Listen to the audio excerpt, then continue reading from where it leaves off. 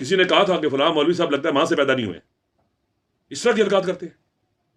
میرے خیال میں ان کے سارے وار ناکام ہو گئے، سارے کے سارے جھوٹ برملا ہو گئے، سارے کے سارے دھوکے آشکار ہو چکے ہیں، اور ان کو واقعاً چلو پانی کا چلو لے کر اسے ڈوب بھرنا چاہیے اگر نظر بھی شرم اور حیا ہو تو.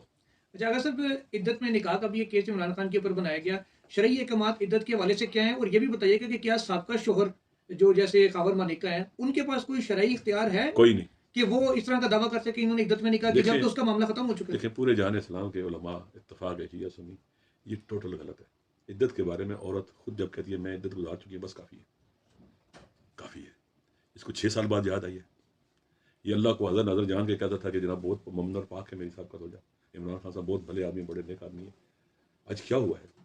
یہ اسی لانڈری میں گیا ہے جہاں سے پہلے بہت سے لوگ گئے اور وہ جناب والا دھل کے باہر آ گئے، اور وہ جناب کوئی اس پارٹی میں کوئی اس پارٹی میں، ان کے اوپر 9 مئی کے بھی کیس ختم ہو گئے، سبھی ختم ہو گیا. یہ لانڈری میں گیا ہے، وہاں سے جا کے جناب والا یہ اس کے بعد آ کے بولی بولنا شروع ہو گیا. تو اب دیکھنا ایک وقت آئے گا وہ توبہ کرے گا، معافی مانگے گا میں نے غلط کہا تھا، مجھے پریشرائز کیا گیا تھا، میرے ساتھ زیادتی کی گئی تھی، میں بس کچھ بھی نہیں، میں تو ظلم برداشت نہیں کر سکتا تھا، سختیاں میں بول پڑا ہوں.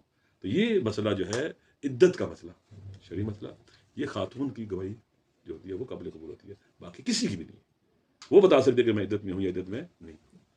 تو اگر صاحب بلے کا نشان جب چھینا گیا پی ٹی آئی سے، اس وقت جو عمومی یہ خیال تھا وہ 2-3 جماعتوں کے حساب سے تھا کہ پی ٹی آئی شاید ان کے ٹکٹ دے، جس میں ایک آپ کی، کیونکہ شروع سے آپ اتحادی ہیں ان کے، 2014 سے تو ہم دیکھ رہے ہیں سیاسی اتحاد آپ کا ان کے ساتھ ہے، کہ شاید ایم ڈبلیو ایم کے ٹکٹ پی ٹی آئی کے لوگوں کو مل جائیں یا شاید مولانا شیرانی صاحب کے مل جائیں، لیکن ایسا نہیں ہو سکا.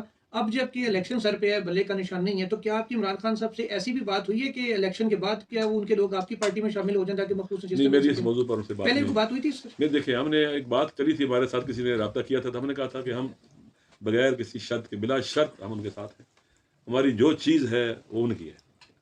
ٹھیک ہے، ہم مشکل گھڑی کے بہترین ساتھی ہیں. آسانیوں میں ممکن ہے ہم تھوڑا سا فاصلے بھی ہو جائیں، مسئلہ نہیں ہوتا ایسے، لیکن جب مشکل گھڑی ہوتی ہے نا وہاں اس وقت بہترین ساتھی ہیں ہم. یہ ہمارے خون میں ہے کہ ہم نے مشکل گھڑی میں ساتھ دینا ہے. اور کیا شرائط رکھے، ایک ہر طرف سے عالمی قوتیں بھی لگی ہوئی ہیں کہ ان کو کسی نہ کسی طرح کچل دیا جائے، ملکی قوتیں بھی لگی ہوئی ہیں کہ ان کو چلا جائے، اور ہم شرطیں رکھیں. ہم جب تک زندہ ہیں ہم ان کا مقابلہ کریں گے اور ان کے ساتھ ہوں گے انشاءاللہ. جو ظالم قوتیں ہیں، جو پاکستان کو تباہ و برباد کرنے والی قوتیں ہیں، جو پاکستان کو توڑنے والی قوتیں ہیں، جو پاکستان کے لوگوں کو تقسیم کر کے ٹکڑوں میں بانٹنے والی قوتیں ہیں، جو سوسائٹی کی طاقت کو توڑنے والی قوتیں ہیں، ہم ان کے مقابلے میں ہوں گے اور ہم اسی جگہ کھڑے ہوں گے، اسی نیریٹو پر کھڑے ہوں گے جس پر ہم نے خان صاحب کے ساتھ سائن کیے ہیں، اور انشاءاللہ آخر تک ہوں گے. علامہ صاحب یہ بتائیے کہ آپ دین کے طالب علم ہیں، 19 سال آپ نے بتایا کہ آپ نے دین کو پڑھا کلوزلی. آپ نے آج جب خان صاحب سے ملاقات کی، آپ نے کہا کہ آپ نے ان کے چہرے پہ چمک دیکھی، نور دیکھا، اور وہ والا نور دیکھا جو بندہ اللہ تعالیٰ کے قریب ہوتا ہے، جو اس سے بندے کو طاقت ملتی ہے. تو وہ تھوڑا ڈیفائن کیجیے گا، اور یہ بتائیے گا خان صاحب نے اس کو آزادی کی جنگ قرار دیا ہے، اس حوالے سے انہوں نے قوم کو کیا پیغام دیا؟ دیکھیں، پہلی بات ہے الا بذکر اللہ تطمئن القلوب. قرآن کہتا ہے صرف اور صرف اللہ کی یاد انسان کے دلوں کو اطمینان دیتی ہے. جب اطمینان ہوتا ہے تو دل میں، جب اطمینان آتا ہے تو چہرے پر نور آتا ہے، چہرے پر اطمینان آتا ہے، اضطراب نہیں ہوتا، بے چینی نہیں ہوتی. کربلا میں امام حسین علیہ السلام کے بارے میں ملتا ہے، جوں جوں ان پر ظلم بڑھتا چلا گیا، آخر میں جب قاتل گلا کاٹنے آیا، امام حسین خون میں ڈوبے ہوئے تھے، چہرے پر گرد و غبار تھا. قاتل کہتا ہے لقد شغلنی نور وجہی عن الفکرۃ فی قتل. امام حسین کا چہرہ اس قدر چمکتا تھا، نورانی تھا، کہ اس نے مجھے امام حسین کا قتل بنا دیا. وہ شہیدوں کا امام ہے، وہ اطمینان کی وادی کا امام ہے، نور کی وادی کا امام ہے. تو جو اللہ کا ذکر کرتے ہیں، اللہ کی یاد کرتے ہیں، اللہ ان کے دلوں میں اطمینان لے آتا ہے. جب دلوں میں اطمینان آتا ہے تو چہرے پر بھی سکون اور اطمینان آتا ہے، وہ دکھائی دیتا ہے چہرے سے.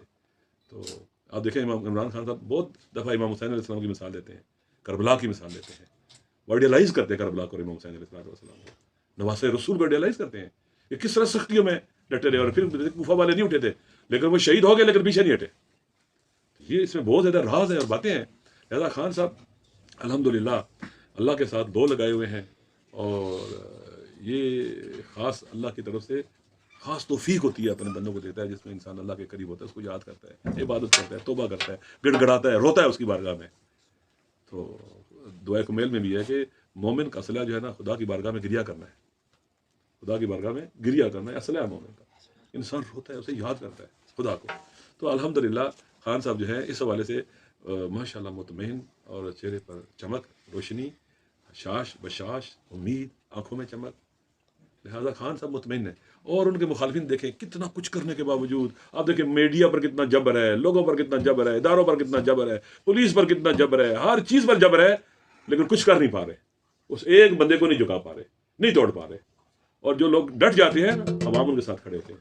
بزدل بھی ہونا بہادر کو پسند کرتا ہے. اچھا علامہ صاحب تو ایک آخری آپ نے ایک بات کی تھی، میں نے کہا تھا کہ قوم کو انہوں نے کہا کہ آزادی کی جنگ. پیغام دیا انہوں نے آخری جب اٹھتے انہوں نے کہا میری طرف سے لوگوں کو بتلانا ہے یہ آزادی کی جدوجہد ہے، یہ پاکستان کی آزادی کی جدوجہد ہے کہ ہم نے پاکستان کو ایک آزاد ملک بنانا ہے، سب کے لیے جہاں حقوق ملے لوگوں کو، ایک ساورن کنٹری بنانا ہے، باوقار ملک بنانا ہے، عزت والا ملک بنانا ہے.